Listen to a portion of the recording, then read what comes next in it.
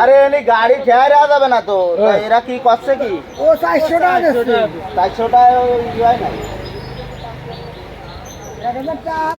এই গাড়ির সাথে ঘা লেগে